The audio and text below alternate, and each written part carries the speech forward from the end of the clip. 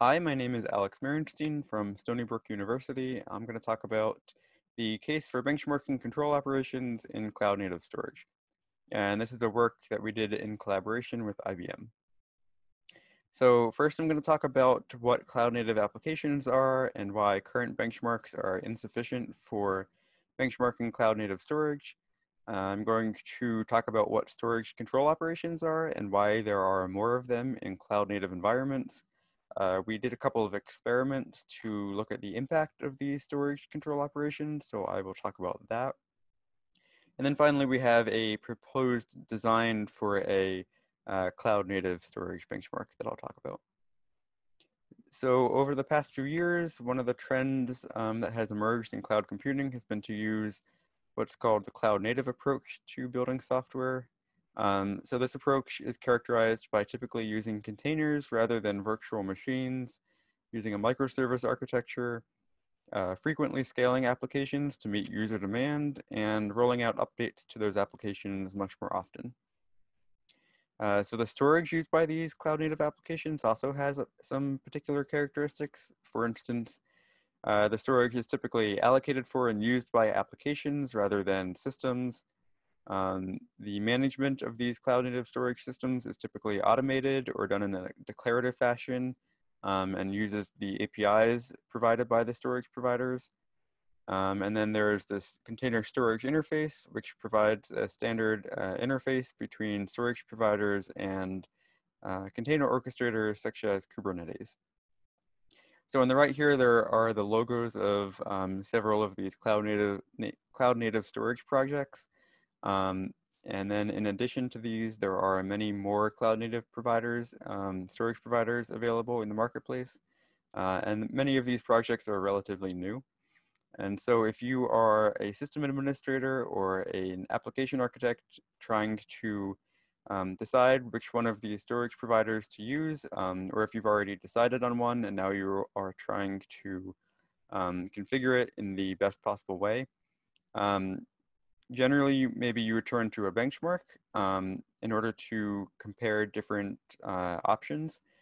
However, if we break storage operations down into three different categories: I/O operations like reading and writing, metadata operations like file creation, and then a third category called storage control operations, what we see is that current benchmarks are only capable of generating the first two kinds of operations, and they don't handle storage control operations right now. So let me talk about what those operations are and why we would care about that. So storage control operations are operations that act on volumes. So creating a volume, attaching volumes, taking a snapshot of a volume, resizing a volume. And by volume, I'm talking about a single unit of storage that would be provisioned by a storage provider. So you can think of like a virtual hard disk that you might attach to a container. It would be presented to the container maybe as a block device or maybe a block device with a file system that's been put onto the device. So the storage control operations and volumes are not cloud native specific concepts. However, they are much more frequent in cloud native environments. And so because of that, they have a new importance, and it's really important to understand how a storage provider will perform when they're executing these operations, which is why it's important that none of these current benchmarks are capable of generating these operations.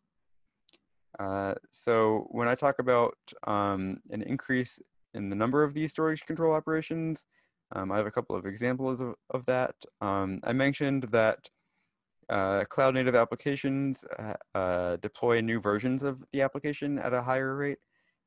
So an example of what that looks like is one company, when they adopted a cloud native architecture, increased their rate of deployment from a couple times a week to more than 150 times a day. On another platform, they found that their containers were very short-lived. And so if you look at these numbers, a runtime of about 5 minutes and 30 containers per host, that means if you had a cluster with just 20 nodes in it, then you'd have about one container being created every second across the cluster. So basically, in cloud native environments, you have a lot of containers being created. Not all of those containers are going to require storage, but some of them will, and those that do are going to require a number of these storage control operations in order to start. And so I have an example of what operations might be required in order to start a container that needs some storage.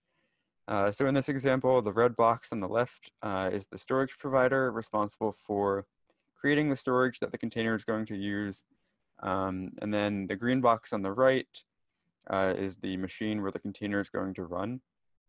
So the first operation that happens is the storage provider has to create the volume for the container. After the container has been scheduled on a node, then that node needs access to that storage volume, and so that's another operation. And then finally, the third operation is the container needs access to that volume mount. So here we have 3 storage control operations involved just in deploying a single container that required some storage. So you can imagine if you are creating a large number of containers, like you do in these cloud native environments, you're going to be generating a lot of storage control operations, and the number of those operations is going to add up pretty quickly. All right, now I'll talk about what the impact of all of those storage operations could be. So we did 2 experiments to look at this. The first one is a lot like the example that I just walked through, creating and attaching volumes.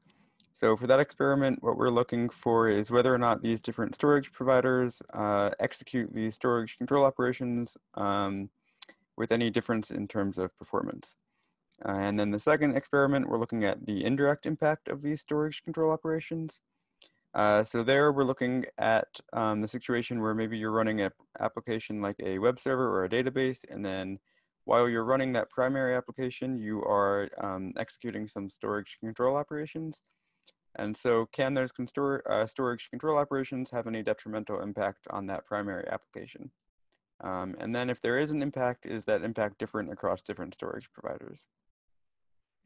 So our experimental setup is a simple 5-node Kubernetes cluster with 2 workers and 3 masters. We used 3 different storage providers, Gluster, which aggregates file systems and then provisions volumes from that aggregation. OpenEBS is a container-attached storage provider, meaning that every volume it provisions gets a container allocated for that volume, which handles things like data replication. And then Ceph uses the Rados object store to create object, block, or file stores. So for this first experiment, we were looking at how long it took to start a container. So that time is along the x-axis, and then these are CDFs of those times. Because this container required some storage, the time it took to start the container was dependent on how fast the storage provider could make that storage available. So in the first case, the storage provider needed to first create the storage volume and then attach it to the container. The next case we looked at, we used a pre-existing volume. And so in that case, the storage provider only had to attach the volume to the container before the container could run. And then we did both of these cases with a single container with a single volume, and then also for the case where we had 50 of these containers with volumes being started simultaneously. So a couple results that I'd like to point out. Remember, we're looking for differences in terms of how these storage providers perform when they're executing these operations. So one difference here, on the left, you can see in the green and purple lines, Gluster and Ceph perform very similarly when provisioning and attaching a single volume, whereas OpenEBS takes about twice as long to do that. Another performance difference here, now in this case we are attaching 50 pre-existing volumes to 50 containers, and we see that OpenEBS is actually about twice as fast at doing that compared to Gluster and Ceph. So what we can conclude from this is that yes, these storage providers do differ in terms of how they perform when they are executing these storage control operations.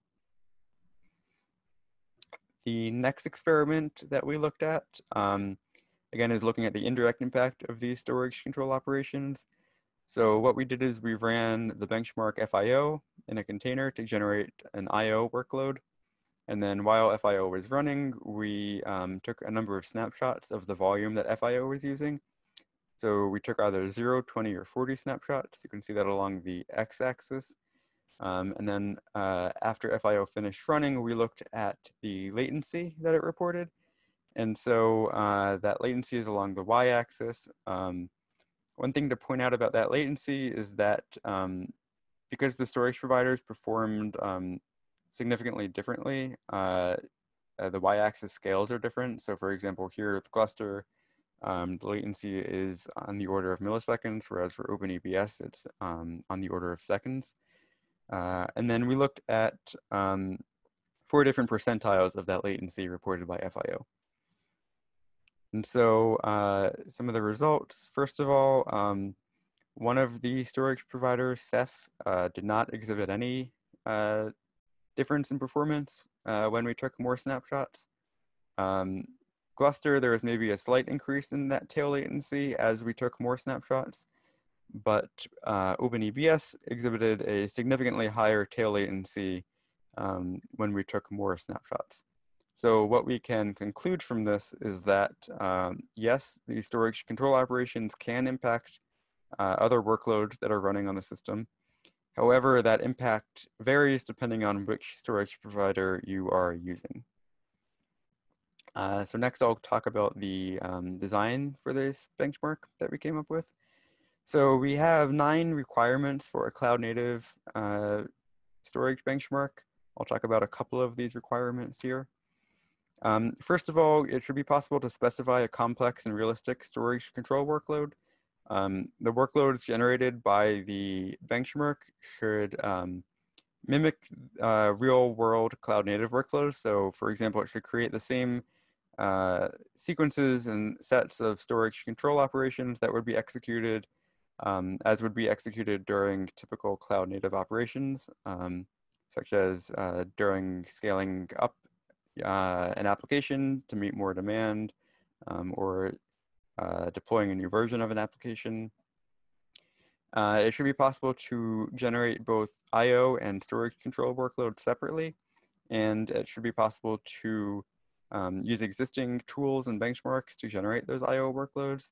An example of that is if you already use pgbench to evaluate your database performance, the cloud native benchmark should be able to instantiate pgbench along with your database in order to create an I/O workload. And then while pgbench is evaluating your database, the cloud native benchmark should also be able to, in parallel, execute some control storage workload. Now let me walk through our proposed design that meets most of these requirements that we came up with. So this design is based around the Kubernetes operator pattern. However, it should still apply to other platforms as well. So central to the design is the benchmark controller. This takes the user's benchmark specification and then creates the I/O workload as well as the control workload. The user specifies their benchmark in a declarative fashion using a configuration file. The benchmark controller creates the I/O workload in containers using standard container images from a standard image repository. And the benchmark controller also executes the control workload by invoking storage control operations directly on the volumes that are being used. These volumes are provisioned using the storage provider specified by the user. And finally, standard tools like Elk or Grafana are used to collect results and metrics and then do analysis and visualization. So in conclusion, we found that a new benchmark is needed in order to support cloud native workflows and cloud native storage. We proposed 9 requirements for such a benchmark and presented an initial design for a benchmark. And finally, we're looking for community input to help us build out data sets for these storage control operations. There's a lot of open source data sets available for I/O or for metadata workloads, but there are no data sets currently for storage control operations. So we were looking for help in creating those data sets. Thank you, and I look forward to your questions.